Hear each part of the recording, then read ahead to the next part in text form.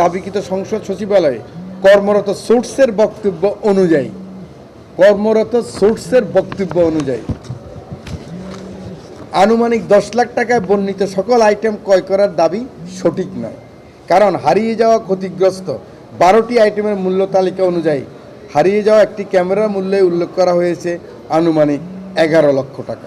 ঠিকাদারের লাভ, profit, overhead charge যেটা PPR আছে, টেন্ডারও ছিল, ব্যাড ট্যাক্স সহ বাজার মূল্যের 28.5% যোগ করে প্রতিটি আইটেমের দাপ্তরিক পক্কলন নির্ধারণ করা হয়েছে। সব মিলিয়ে ক্যামেরা সংশ্লিষ্ট 12টি আইটেম কেনা হয়েছে। 4টি ক্যামেরা বডির পাশাপাশি 4টি ভিন্ন ধরনের ক্যামেরা লেন্স কেনা হয়েছে। বডির সাথে আবার 4টা ক্যামেরা লেন্সও লাগে। 3টি লেন্স কেনা হয়েছে, দাম হচ্ছে 37,41,000 টাকায়। প্রতিটির দাম নেওয়া হয়েছে 1,24,700 টাকা। বুঝতে পারছেন আপনারা কত বড় ডিফারেন্স? সংশ্লিষ্ট জানান এসবের বাজার মূল্য সর্বোচ্চ 78,000 টাকা, পত্রিকায় বলছে।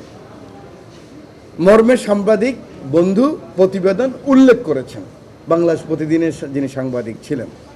তদন্ত কমিটি নথি সংশ্লিষ্ট দলিল পুঙ্খানুপুঙ্খরূপে পর্যালোচনা এবং ওনার সাথে আলোচনা করে উদ্ঘাটন করেন যে প্রকৃত 2470 mm ফোকাল লেন্সের প্রতিটি লেন্সের ইউনিট প্রাইস 1,24,000 টাকা হিসাবে 3টি লেন্সের মূল্য 3,74,100 টাকা।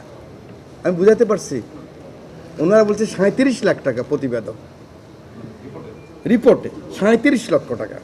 আর 3টার দাম আমরা এখানে পেলাম, যেটা কিনেছে সেটা হলো 1,24,000 টাকা করে 3,74,100।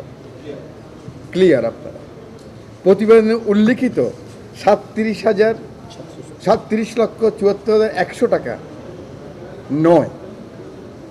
প্রতিবেদন প্রণয়নকারী রিপোর্টারের সাক্ষাৎ গ্রহণের ওনার সাক্ষাৎকার নিয়েছি আমরা। এই বিষয়ে জানতে চাওয়া হলে তিনি বিষয়টি অর্থাৎ 3,74,100 টাকার স্থলে 37,74,100 টাকা মুদ্রণজনিত ভুল হয়েছে। সারা জাতিকে জানাতে চাই, আমরা যারা এখানে কাজ করব, জাতীয় সংসদ সদস্য হিসাবে একদম লিডার অফ দ্য হাউস থেকে অপোজিশন লিডার পর্যন্ত আমরা অলওয়েজ ট্রান্সপারেন্ট থাকব। আপনাদের মাধ্যমে সারা জাতিকে জানিয়ে দিতে চাই, যখনই আমাদের সম্বন্ধে আপনারা জানতে পারবেন